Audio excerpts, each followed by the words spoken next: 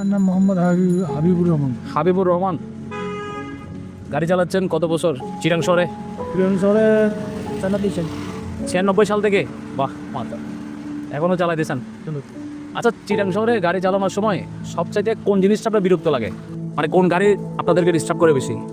কারণ বর্তমান তো এই মহেন্দ্র যেটা চালু করছে মহেন্দ্র গাড়ি অটো রিক্সা যেটাকে বলে। হ্যাঁ। আচ্ছা, আপনি কি অটো রিক্সার পক্ষে থাকলে তো অবশ্যই চালাতেন অটো রিক্সা। আপনি চালাচ্ছেন হলো ম্যানুয়াল, তাই না? তো অটো রিক্সা চালাচ্ছেন না কেন চাচা? এই হচ্ছে চালানো রিস্ক, ব্রেকের খুব সমস্যা দেখা পাও। রিক্স রিক্স তবু এটা কষ্ট হলে এটাই ভালো। আর কষ্ট করি নিরাপদ।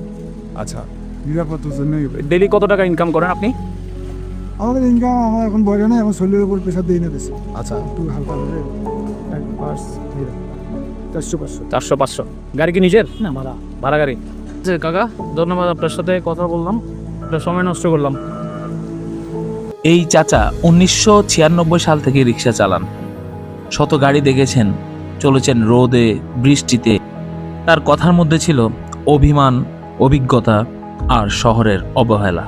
ইন্টারভিউ শেষে তিনি যখন ধীরে ধীরে রিক্সা টেনে চলে যাচ্ছিলেন, সেই দৃশ্যটা হৃদয় ছুঁয়ে যায়। সম্মান জানায় এই শহরের সব রিক্সাওয়ালাদের।